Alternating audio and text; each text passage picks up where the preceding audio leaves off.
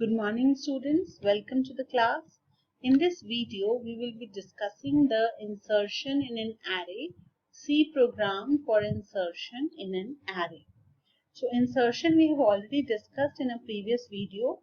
Let us briefly recap the insertion process. So I have a list of elements which are stored in an array A and I want to insert the name Devesh in this sorted list.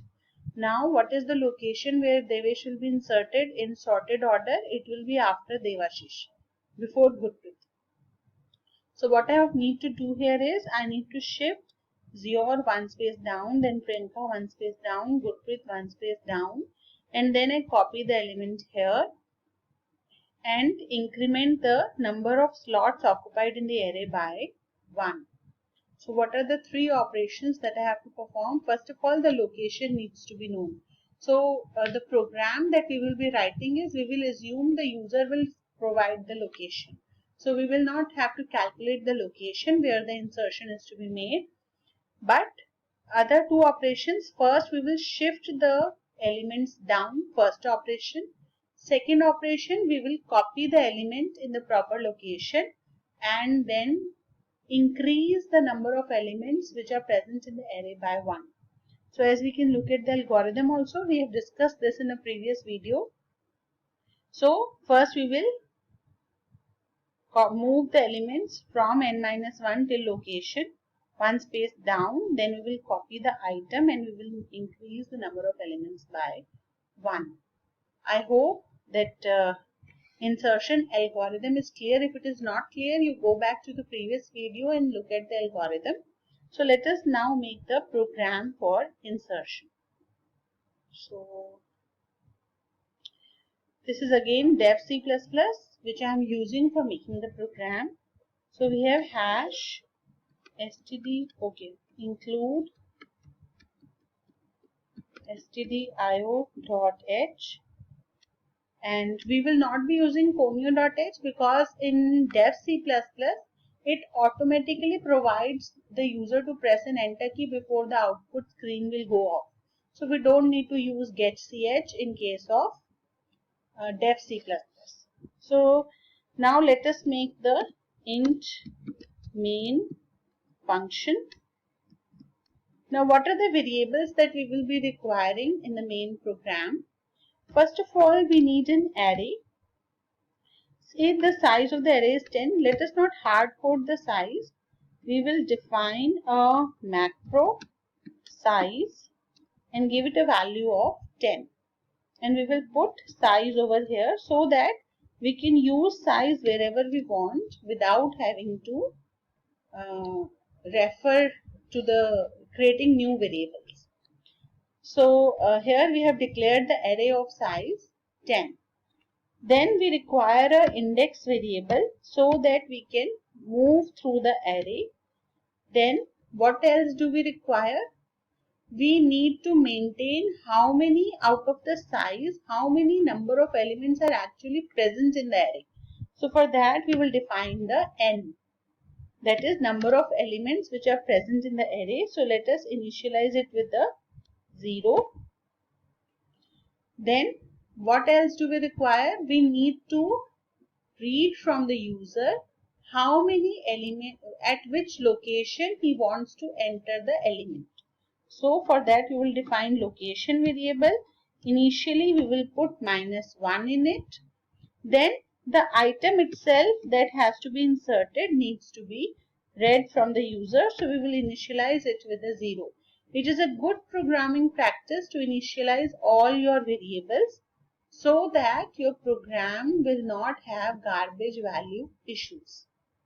So another thing that I am going to do here is I am going to initialize the array with some default values. So I will not fill the complete array. I have added just 7 elements to this array. The array will be created with size 10, and out of those 10, the first 7 elements will have the value 1, 2, 3, 4, 5, 6, 7. Now correspondingly, I should initialize the number of elements to 7. That array holds 7 values. This I am doing because I will not be reading the contents of the array from the user. I am using a hard-coded value over here. Now all the variables have been defined. Later I will be defining another variable, but we will do it as and when required. So for the time being, we are done with declaring the variables and giving them the initial values or defining them. Now let us focus on the logic of the program. So in the main function, now what we have to do is, first we want to display this array to the user so that he knows, okay, these are the contents of the array. Then what we want the user to enter the location where he wants to make an insertion. We want the user to enter the item where the insertion is to be made. These are the first three things that we have to do. This is the preparation for insertion. Before writing the code for actually making the insertion, we have to make the program ready for making the insertion. So what are the three things we have to do? We have to tell the user, okay, this is the status of the array. Then we have to ask the user that you enter the location and the item that is to be inserted. So let us do it. So for displaying, first of all, we will use printf to give a friendly message. Don't forget to use /n for new lines so that the output will look neat. So here we will tell the user the array is, and we will use ndlen.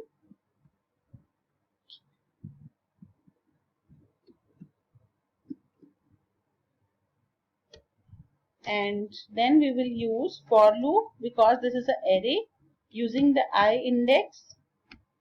So in the array till n we will go, less than n has to be used because we will count from 0 till 6. So 0, 1, 2, 3, 4, 5, 6.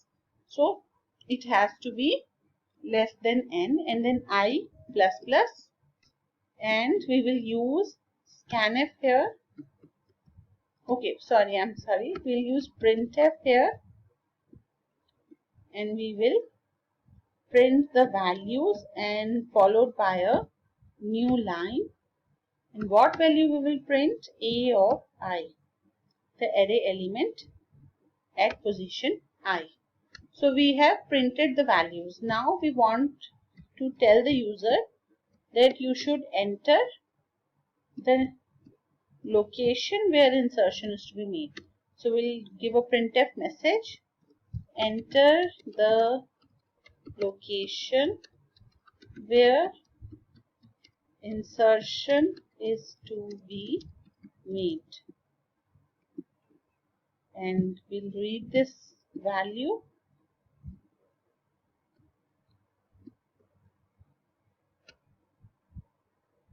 Okay, and we'll scan it using scanf %d, and in which variable we will be using it? We will be reading the value in LOC variable, which we have already declared. Then we will ask the user using printf that enter the item to be added, and we will scan the value using scanf and %item. So we have all the three things. We are displaying the array, we are reading the location, and finally we are getting the item to be added. Now let us define a function which will actually add the element in the array.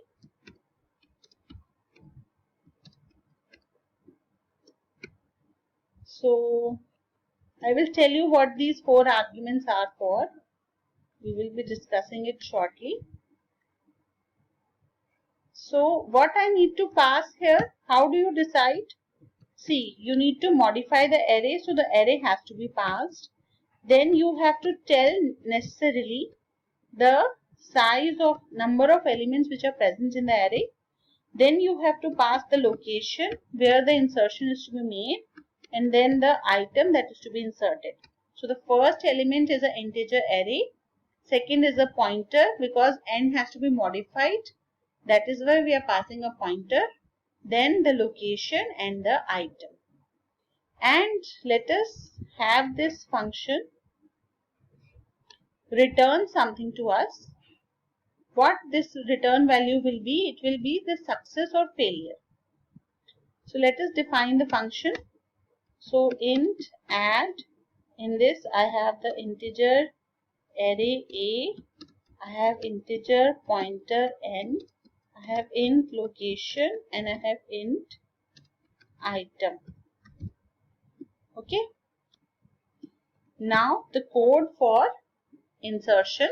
What are the three things we have to do? First we will shift the elements down, then we will add the element and finally increment the value of n by 1. So let us do it. So I will be needing the iterator index value. So I will define a variable n.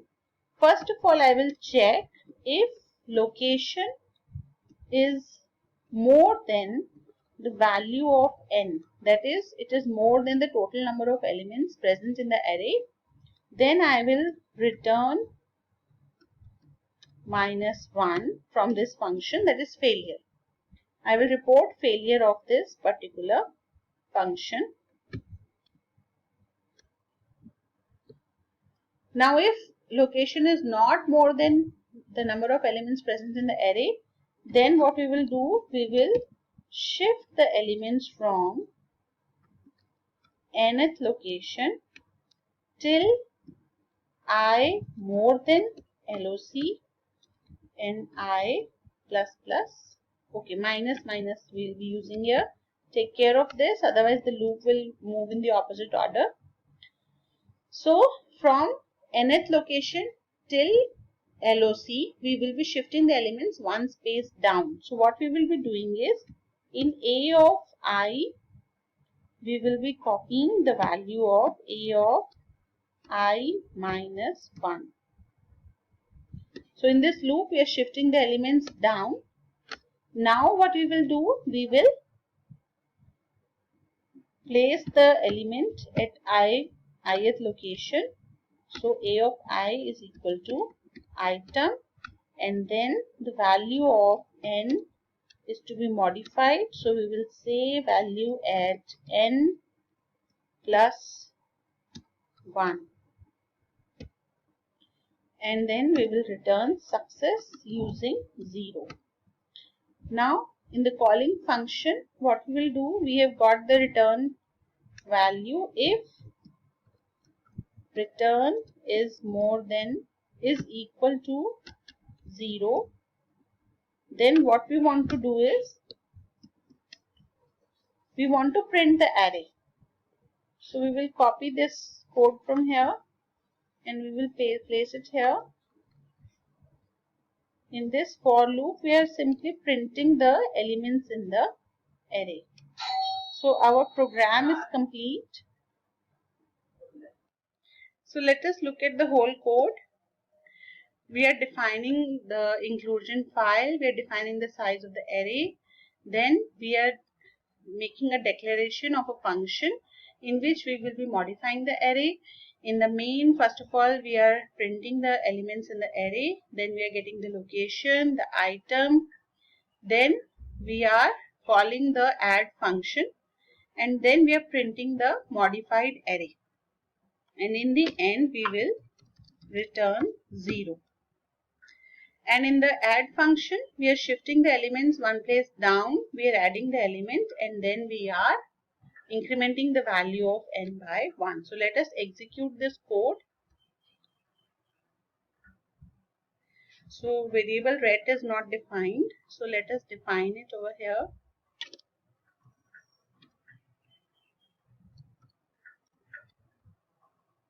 So let's save it and then again execute, compile and run.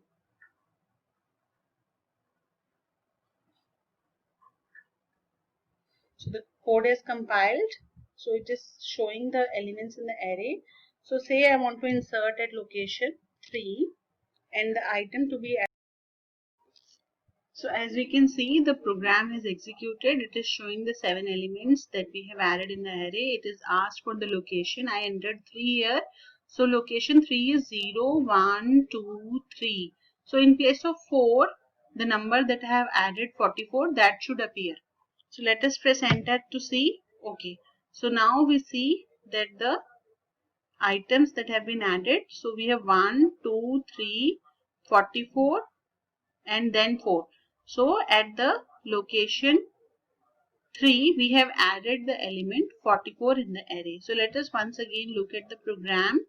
So in order to understand what has happened, so let us press enter here to come out of the execution. So we have defined the function declaration we have given.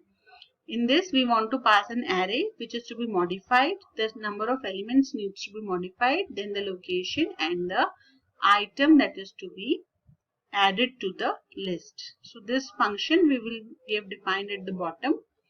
So in this we are first of all comparing location with the number of elements.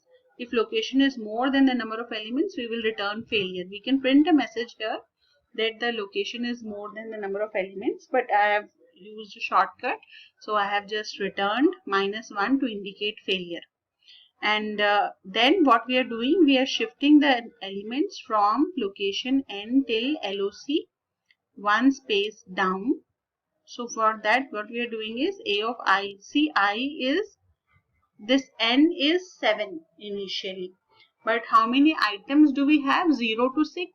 So that is why this 7 is the location which is 1 greater than the size of the array. So we are placing at the a of 7 value of a of 6, which is, and similarly at a of 6 we will be placing a of 5. At a of 5 we will be placing a of 4, and a of 4 we will be placing a of 3. And then we will be copying at a of 3 the item that we have we want, that is 44, and then we'll increment the number of elements by 1 because now the array contains 8 elements.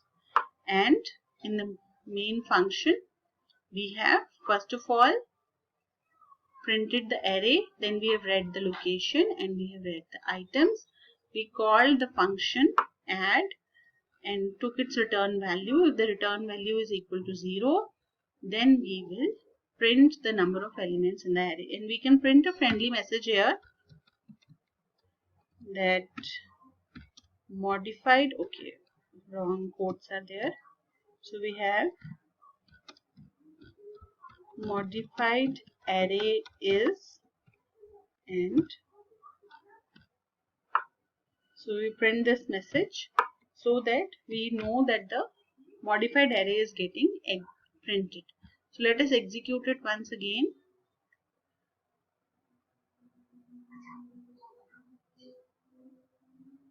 So it is taking time in execution.